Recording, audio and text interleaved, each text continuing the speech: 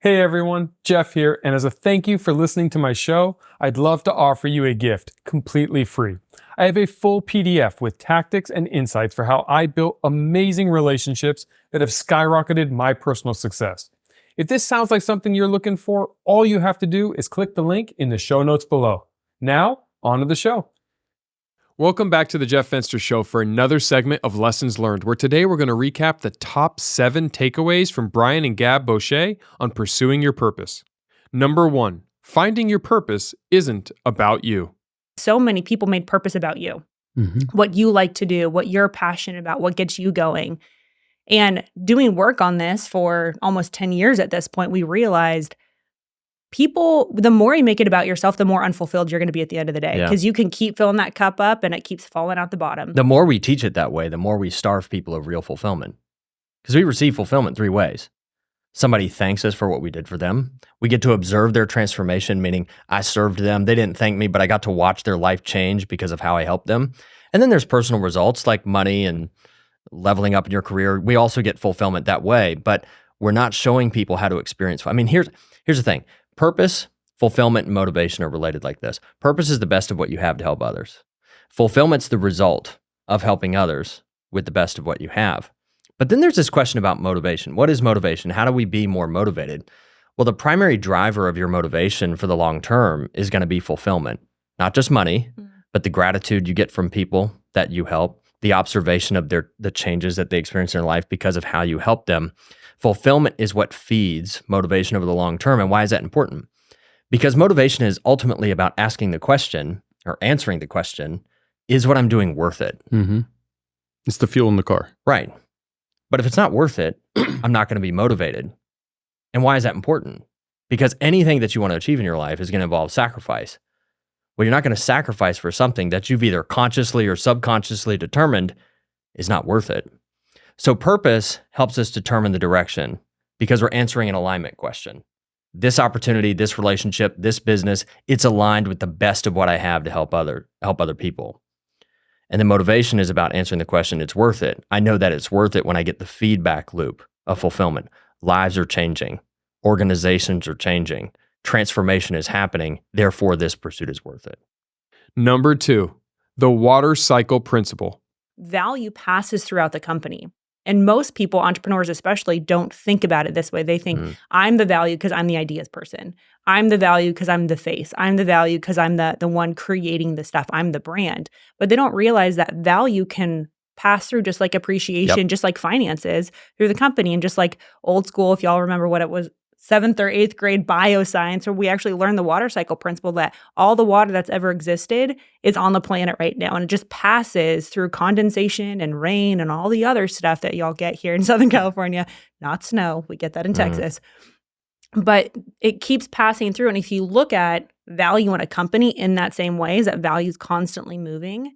We also should always talk about going downstream. Who are the people that you're impacting downstream? So working at something like ADP or, pick a giant company, I can go in and I can, when there are clients, say like, okay, talk to me about why you're fulfilled. Well, they can then say, well, I did this and this is the client that I helped. Or here's the other person on the team that I helped make their life easier.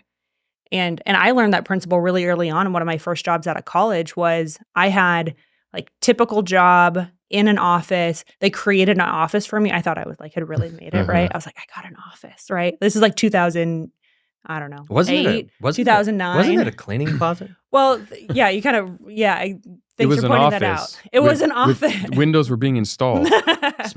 Smelled like bleach. No, my coworkers felt so bad for me, or maybe they were just hazing me. Now I look at it, that they actually put a poster up with those Hawaiian posters that look like a window. It was out to the beach. But yes, it was a cleaning closet. Old school 90s motivation posters. Thank you for hang in there. So I remember walking into this office, and yes, it was a cleaning closet. And I remember my boss just stopping by my office, and is not what I thought I wanted to do. I was cold calling, which for a millennial is like purgatory. I was like, what did I do wrong? I did everything you said, and here I am doing cold calling.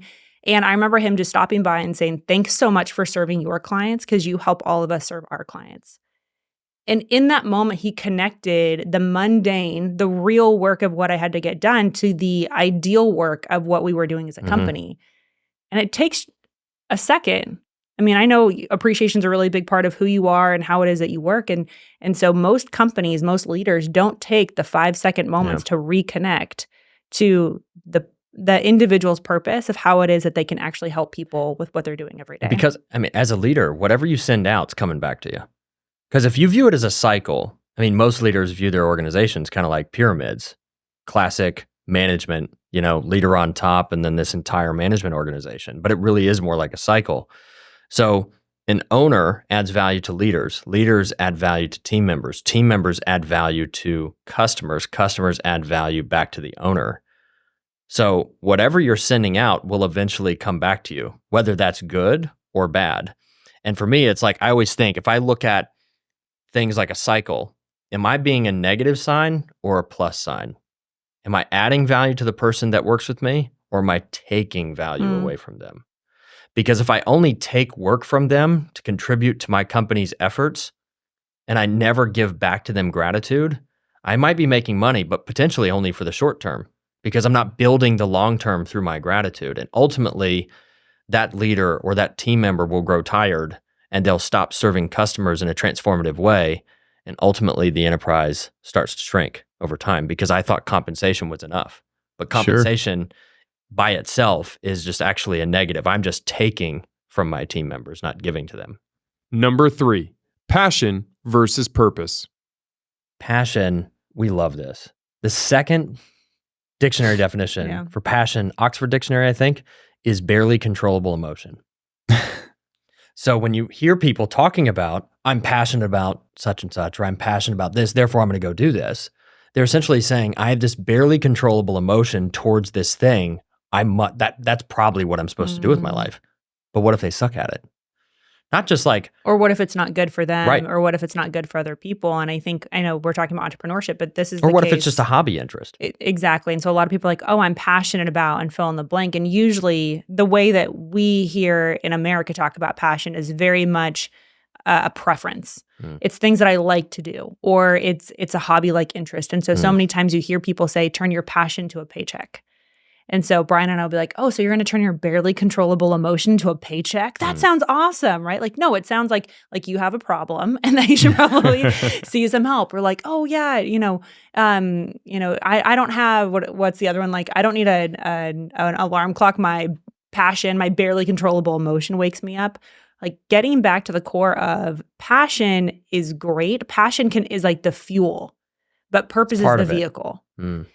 And passion comes too. I mean, when you're starting out, you're not really that passionate about the real part of starting a business, but ultimately you then do, because I realized doing back-end stuff or reviewing stuff or working with my team on really nitty-gritty things, I'm not passionate about it, but I'm passionate about that work because I know the real impact. I know what's on the other side. I know what it is that I'm moving towards. And we don't want passion to be an emotion. The way we frame it is to think about passion as the problem in the world you want to solve. Think about it that way. Because if we're talking about entrepreneurship, or even thinking like an entrepreneur in a career field, think about passion as the problem in the world you want to solve, or the problem in the world you want to be a part of solving. Because some of us are maybe building things that are solving big macro problems, and some of us are contributing to a part of a big macro problem. But don't look at it like an emotion, because our emotions can really throw us off. I mean, how many times have you just emotionally done something?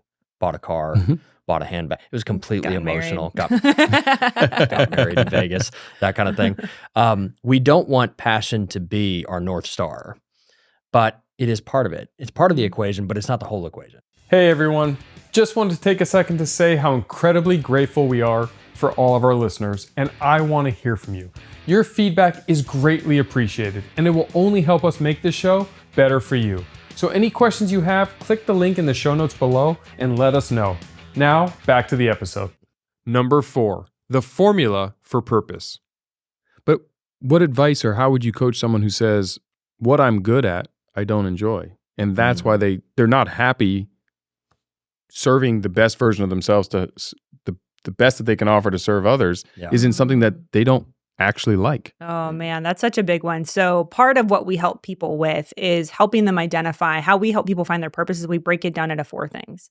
So we have a formula for it. And so it really protects against that. So the first thing that we find out is what we call natural advantage. What's the thing you're naturally good at? How do you naturally solve problems for people? So there's a whole assessment. But say like for you, you're a builder. That means you like coming in, building stuff, and then kind of moving on to the next thing. Well, if you don't know that you're a builder, you're going to be in a position maybe like a teacher, which a lot of people come to me and they say, oh, I'm a teacher because it sounds really good, right? Like I love teaching people. Well, but if you're really a builder and you're in a position where you're a teacher, you're going to be unfulfilled because you're like, I don't want to stick around to make sure that they learned it. I want to move on to the next thing and find that fulfillment. So that's step number 1. Step number 2 is very much to your point, what we call acquired skills. Those are the skills that you develop through education or experience. So if you're an eye surgeon or whether you are an accountant or whether you're a politician, you have specific skills that you now have that you get to choose how you want to deploy them. This is the coolest thing about the economy that we're in. And we talk so much in our company about cousin industries. So say you have, and you're so good at this in your own career, I'm really good at this one thing. What are the skills I've learned that I can pivot and go to another industry? A lot of times people say, I don't like what it is that I do, but they're really saying, I don't like my job. I don't like my boss. I don't like my industry. And so how do you take those skills and then pivot to another industry? The other 2 are what we call pull passion, like Brian was saying, the problem in the world you want to solve. You can take those skills, those ninja skills that you have that you developed through education, experience, years on the job. And when you're pursuing something that you're passionate about and that's aligned with your purpose, really cool stuff happens. And the final one, and that's the one that Brian's like the B stack because everyone just ends up crying, is origin story. He's like, I've seen more men cry around Brian than anyone that I know. But that's why we sat him over there. But that's true. Yeah. I know he's got this, haven't got a hold of him yet. This fairy dust. But origin story is so powerful because it's the moment that most impacted your life. It's how you make decisions. It's those influential components that you realize, wow, I have been running from something because I had maybe a rejection in my life, or maybe I had a trauma in my life, or maybe I had this betrayal that I can't seem to get over. And people say it's like 15 years of therapy in like 30 minutes or something. I mean, he's kind of like the guru on it. But it's not all of these things in a silo. I think that's the big challenge when people try to find their purpose, is they think it's just one thing. But that's why we came up with a formula. We're like, there are all these elements of stuff that you can do for others, problems that you want to solve in the world, where you've come from, where you're going. And when you combine those 4 things together, like that light bulb goes off and people are like, that's what I'm here for. Number 5, bridging the gap with Bridge Income. So once we've gone through that process, we've identified what we believe is that purpose. What happens if that's not financially fulfilling enough? It doesn't make us enough in the paycheck side. I mean, we choose the concept of bridge income because sometimes while you're building the next big thing that is in alignment with your purpose, that does bring you fulfillment, and maybe the finances aren't going to come immediately, you're going to have some kind of bridge income to bridge that gap. So for example, let's say somebody wants to open a consulting practice. Well, if you know anything about closing B2B consulting deals, the speed to close takes time. I mean, I've had consulting deals close in a week. I've had consulting deals take 18 months to close. So there's not fast speed to close. But what that person can do is actually take on maybe 3 to 5 one-on-one coaching clients, because the speed to close on that could be one phone call. And they may not enjoy the one-on-one coaching environment, but it may be a good way for them to not only test their ideas, their research and theory that they would apply in B2B consulting, but it's a way for them to make money quickly. And then once the coaching deals are over, they can move on to the B2B consulting once the pipeline's warmed up. I mean, it's interesting because in the beginning of entrepreneurship, what's business problem number 1? Starting the business. Starting the business, and then the first thing we have to attack is monetization. But we can't always stay there, because then after that, we have to make ourselves more known because we need more leads to come into the thing that we've figured out how to monetize. But that is business problem number 1. Because sometimes the idea that you have is not going to monetize immediately. I mean, I think if you have a software idea, you're going to lose a lot of money for a long time. Build time. And I've actually seen, I worked with somebody who's now kind of a venture capitalist, and he sold his first company for $240 million when he was 29 years old. And the way he backed into that, it was a software. It was sold to a big tech firm. The way that he worked into that is he actually started as a consultant. And then the consulting revealed the opportunity. but there was monetization from the consulting, which allowed him to fund the software build that he ultimately sold. So it's about getting creative. It's more like a chess game. It's not an overnight. It's not a one move. I've got this idea. It's going to monetize immediately. Sometimes we have to work ourselves there creatively, but that pursuit is worth it. And that short-term sacrifice of doing something that you don't totally love doing, maybe it's because it's the delivery vehicle. It's kind of interesting, right? We talk about skills. I'm really good at something, but I don't like it. I mean, unpacking something like that is actually very important. It may not be the skill you don't like. It may be who you're working for. It may be who you're serving with that skill set. It may be that you've never actually felt gratitude before, and it's just about money, and nobody's ever shown you that you can actually work for something beyond just money. So teaching people to creatively get to the monetization part is actually something we really enjoy. Number 6, your purpose isn't a job. Your purpose isn't a job. It's not a role. It's a collection of things that you have to give to others. Because if you make your purpose about a certain job, what if you get fired? What if you get cut? What if you're a surgeon and you get in a woodworking accident? So does that mean you don't have a purpose the rest of your life?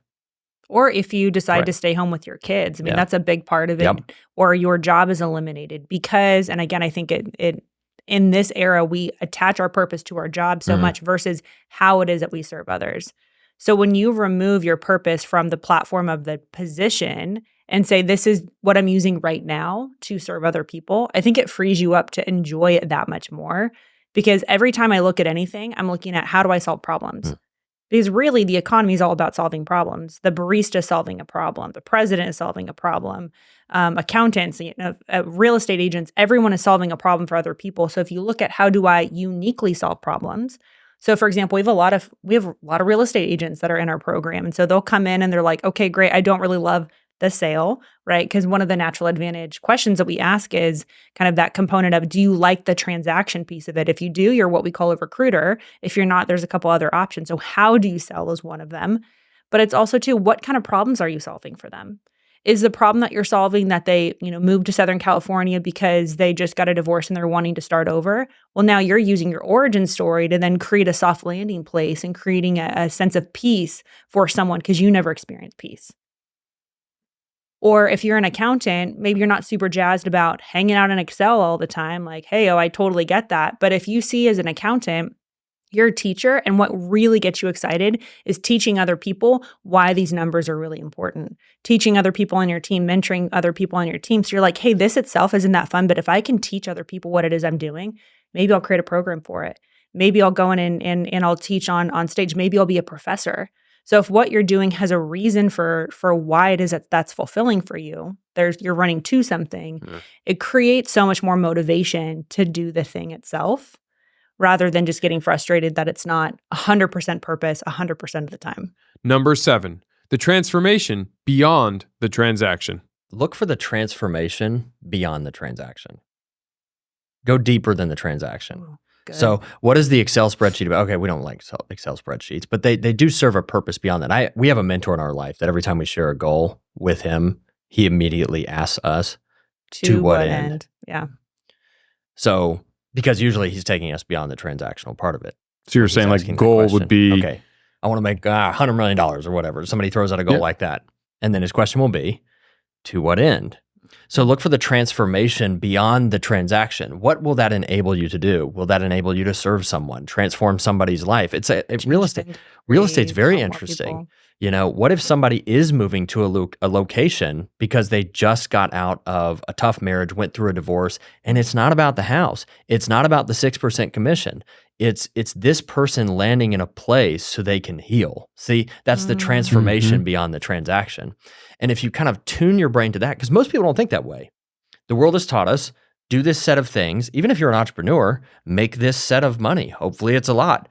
But what if we started to tune our focus on the transformation? What's beyond that transactional part? And then start to focus on just observing people. I mean, have you ever just kind of watched people that you've helped before? Sure. watch their life change, watch their career change, watch them make more money. I call them fulfillment hangovers. Mm-hmm. They I'm are. like, I can't handle one more person texting me, calling me, emailing me. Of course, I'm kidding. But like, you changed my life. I'm going to send you an email every day now. Like, Please do do. it. It's a To her. crazy experience. Yeah. Brian. All of them Brian to can her. handle it. Yeah, I don't want but- tears. I know, that's true. He's definitely it. But when you make that connection and you see, because I did this thing, and usually what are the most fulfilling days that we've had? It's when you solved a really hard problem. The most fulfilling days, that's one of my favorite questions. And if I ever just kind of sat down with any of your listeners and you're like, help me find my purpose. Well, one of the first things I'd say is, tell me about your most fulfilling day at work. Who were you helping? What problem did you solve? Why was it difficult? How did you come up with a solution? And how were you recognized for solving that problem? Really important. Once they do that, a lot of times I'll just I did this on my keynote yesterday that I just did with these young leaders. And I broke it all down and I said, here are the core elements that must be in place for you to find fulfillment at work. They just looked at me like, oh, it's that simple? Like, it's that simple. It's a formula. Once you figure out what was that most fulfilled day, you can replicate it every single day if you really want to. Thank you for listening to another segment of Lessons Learned. I hope you learned as much as I did from our special guests, Brian and Gab Bosche. Hey everyone. First, I want to thank all of you for tuning in. And if you guys haven't heard about my new book, Relationship Bank Account, click the link in the show notes or search the title on Amazon. This book is packed with all my secrets to success in both relationships and life. Make sure to pick up a copy, and if the book helps you on your journey, let us know by leaving a review. I appreciate all of you and can't wait to see you on the next one.